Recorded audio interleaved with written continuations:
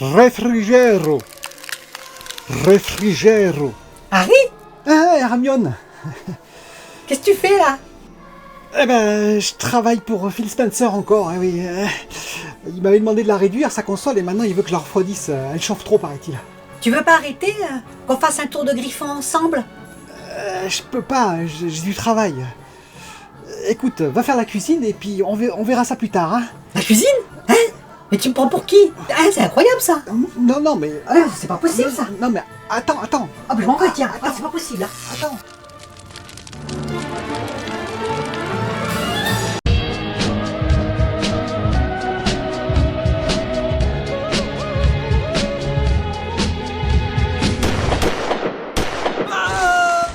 Bonjour les amis. Alors j'espère que le ridicule ne tue pas, sinon je risque de mourir de nombreuses fois, hein, un peu comme dans Baldur's Gate 3 en ce moment pour mon personnage. Alors on va parler de nombreux sujets, on va parler de téléviseurs, et oui vous verrez pourquoi. Je vais faire un petit coup de gueule aussi sur la Xbox Series S, enfin plutôt sur les sources que j'ai eues dans ma dernière vidéo. Je vais parler bien entendu de la PS5 SSD, très court, mais je vais apporter des précisions par rapport à ce que m'a reporté des abonnés, ce qui est assez intéressant. Et je vais parler aussi de Amazon, le Crucible, c'est le TPS qu'ils avaient lancé et qui a été arrêté, et ben on va regarder pourquoi.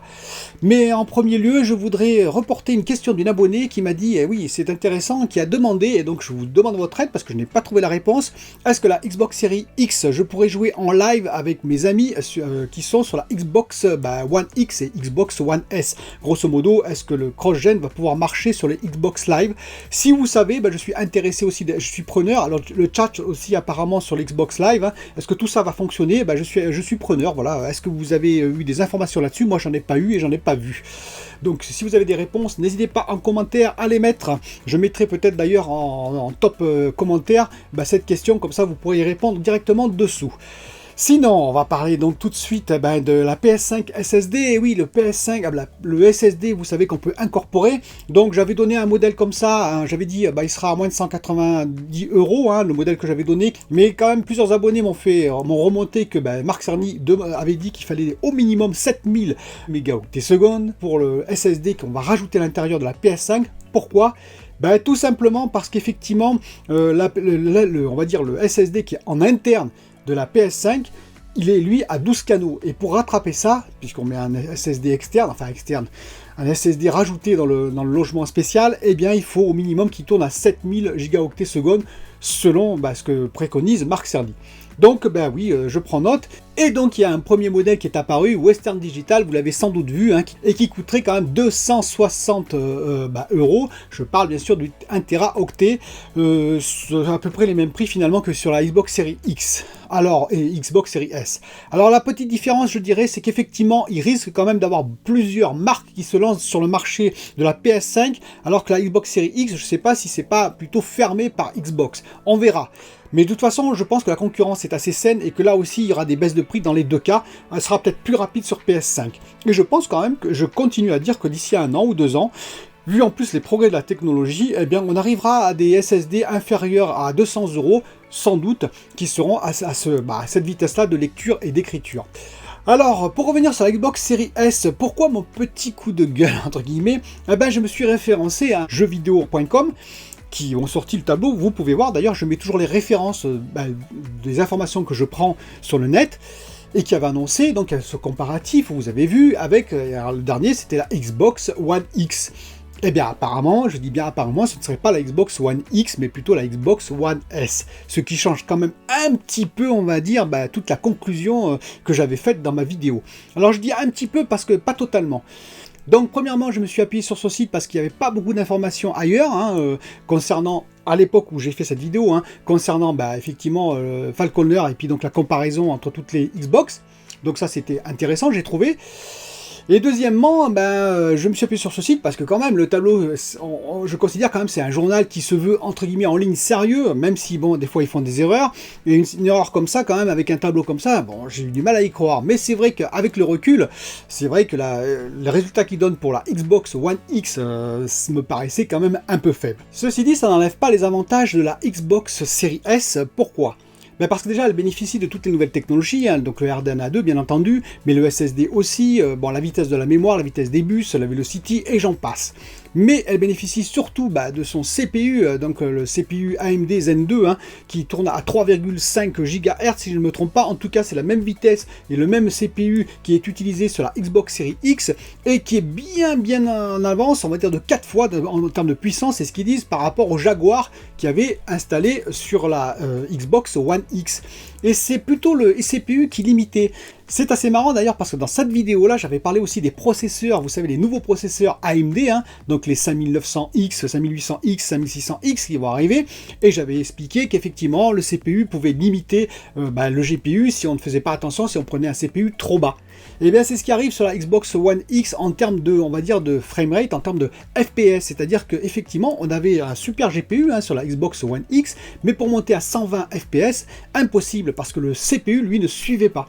Et là, c'est là tout l'avantage de la Xbox Series S qui lui a le super CPU, et donc qui pourra suivre, et qui d'ailleurs le prouve, on fait du 120 FPS. Alors on peut dire oui, Falconer c'est pas le bon choix, etc., c'est pas le bon jeu, on verra dans l'avenir, mais en tout cas ça prouve déjà que ils peuvent la console peut le faire. Deuxième, en fait cette console en fait elle est taillée, pourquoi elle est taillée pour du Full HD, hein, grosso modo, pour tous ceux qui ne veulent pas changer de téléviseur, qui n'en ont pas les moyens, qui ne peuvent pas passer sur du 4K, et donc qui vont rester sur des téléviseurs Full HD 1080p. Et là, cette console est faite pour ça, c'est-à-dire rentrer vraiment dans la next-gen quand même, avec les nouveaux jeux, avec du ray tracing. Je vous rappelle qu'elle a le ray tracing hardware, hein, ce que n'a pas la Xbox One X par exemple, et avec tous les avantages que peut apporter, on va dire, le RDNA2, le variable rate shading et j'en passe, le VRR, hein, et tout ça, pour 299 € en Full HD, je pense que oui quand même, elle est largement supérieure à la Xbox One X, mais en tout cas, sur ce comparatif, il faut oublier effectivement que ce n'est pas la Xbox One X pour moi, effectivement c'est probablement la Xbox One S.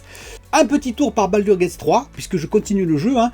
Alors, comment vous dire, ce jeu est prenant, il est vraiment prenant, hein. Moi j'aime beaucoup ce jeu, mais je dirais c'est pas le grand coup de cœur, voilà.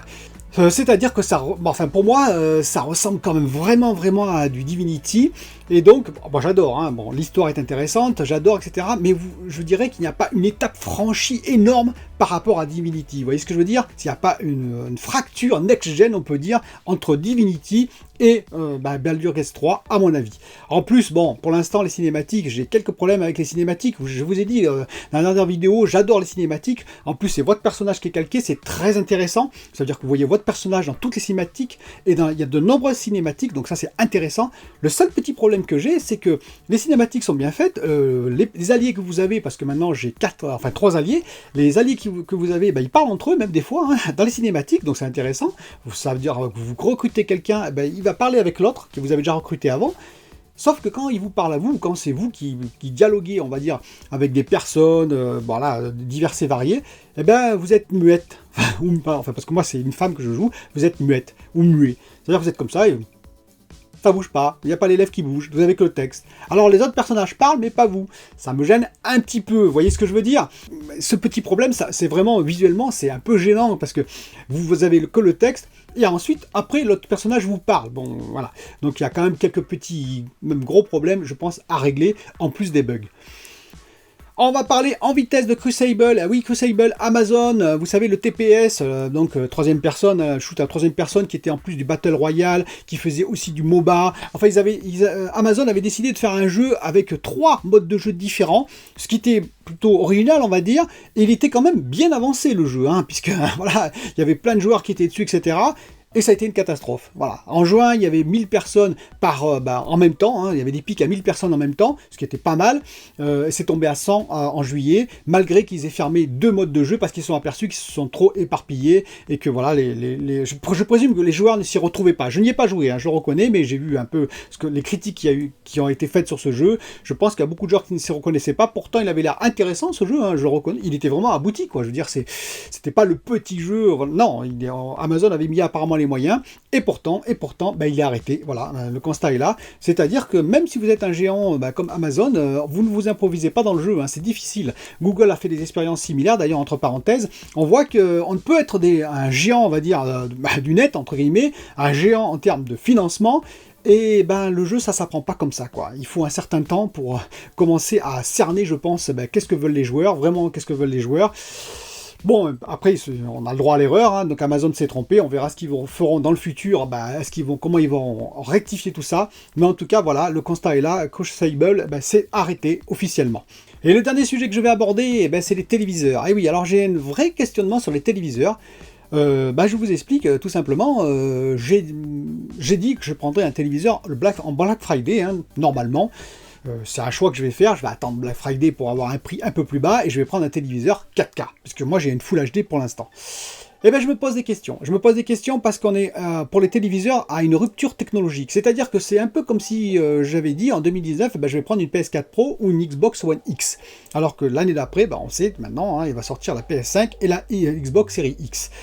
Parce que l'année prochaine, il y a une vraie rupture technologique. Alors, une vraie rupture. Il y a plusieurs ruptures qui arrivent, c'est-à-dire que déjà, alors en OLED, déjà, il faut savoir que LG commence à produire, ou en tout cas va produire très très bientôt dans sa nouvelle fab, de nouvelles dalles OLED. Donc normalement, ça devrait quand même faire baisser un peu les prix. Je dis bien normalement parce qu'il faut savoir que, malheureusement, entre guillemets, Apple, pour ses smartphones, va demander énormément de OLED, et ça va être le premier demandeur de OLED au monde, probablement, avec ses smartphones. Donc c'est pas sûr que ça baisse vraiment les prix, si vous voyez ce que je veux dire. En parallèle de ça, TCL a investi 165 millions d'euros dans Japan OLED, pour des dalles OLED, hein, de leur côté, pour faire des dalles OLED dans le futur, mais ça n'arrivera pas avant 2022, hein, voilà. De son côté, Samsung se lance à fond dans le QNED. Le QNED, hein, vous savez, c'est le Quantum NED, le Quantum pour renforcer tout l'aspect lumière, hein, leur technologie. Et le NED, c'est comme le OLED, hein, on va dire, mais c'est de l'électronique, ce n'est plus de l'organique. Le haut organique est disparu et remplacé par des micro-LED. Quel est l'avantage de tout ça?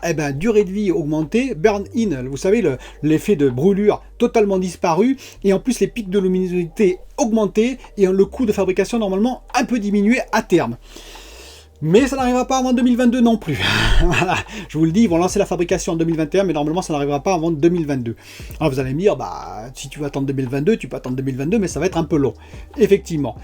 Mais en même temps, il y a TCL avec ses mini LED. Et oui, TCL qui est à fond avec ses mini LED. Je vous en ai déjà parlé pour le R635 ou pour le X10. Hein, le X10 qui a 15 360 mini LED, 768 zones de local dimming. Donc ça, c'était le premier gros modèle qui est quand même à 1900 € actuellement en 65 pouces. Hein.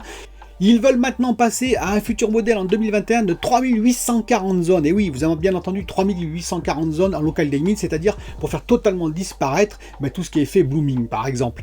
L'équivalent presque du OLED, entre guillemets. Avec une luminosité, par contre, beaucoup plus importante que les OLED, hein, puisqu'il serait à plus de 2000 candela par mètre carré, donc ce serait juste énorme. Donc voilà, ils accentuent sur cette technologie qui vont faire débarquer en masse, normalement, en Europe, tout comme c'est actuellement aux États-Unis. Alors, le R635 est à bas prix, hein, donc il a des défauts, hein, il faut bien le reconnaître, mais il a aussi des qualités pour ce prix-là, hein, puisque c'est un écran gaming à 120 Hz avec tout ce qu'il peut comporter. Bon, après, il a quelques défauts de fuite de lumière. Voilà, il y a quand même des problèmes encore sur cette technologie. Mais pour le prix, il faut comparer avec le prix qui coûte. Hein, je vous rappelle, moins de 700 € en équivalence. Mais il est vendu qu'aux États-Unis pour l'instant. Donc, ils vont débarquer en masse avec cette technologie l'année prochaine. Ça peut être intéressant, vous voyez ce que je veux dire, surtout qu'eux, ils ont des prix très agressifs, et donc évidemment les autres vont devoir un peu s'aligner. Après, il reste par exemple le XH90 Sony, qui est quand même très intéressant, hein, actuellement à 1900 € à la Fnac en plus, hein, pas dans un site, perdu je ne sais où, à la Fnac, 1900 € le 75 pouces. Vous imaginez quand même 189 cm. Bon, je sais pas où je le placerai, mais voilà, c'est pour vous dire. Je crois que le 65 pouces, il est à 1360 €, quelque chose comme ça, vous voyez, et donc à moins de 1000 €, je crois à 990 € le 55 pouces. Donc c'est un écran compatible normalement gamer, 120 Hz. Alors bien que je sais pas s'ils ont réglé leur problème de HDMI 2.0 en 2.1, hein, parce qu'il y avait ce petit problème-là qui devait upgrader par le firmware. Mais voilà, et donc avec un temps de latence correct, avec un input lag très correct. Bref, un écran pour le gaming, spécialisé PS5 et bon, Xbox Series X bien entendu. Donc voilà, je vais attendre quand même, je vous dis, le Black Friday, s'il y a des super offres, par exemple, pourquoi pas sur un OLED aussi, hein, mais il faudra voir, parce que ça coûte assez cher encore, bien que le B9 baisse à toute vitesse, hein. Dites-moi ce que vous en pensez. Est-ce que vous allez changer d'écran maintenant? Est-ce que vous allez plutôt attendre l'année prochaine, comme je le dis pour les TCL, et puis voir d'autres modèles qui pourraient être intéressants? J'attends vos commentaires nombreux sur cette vidéo.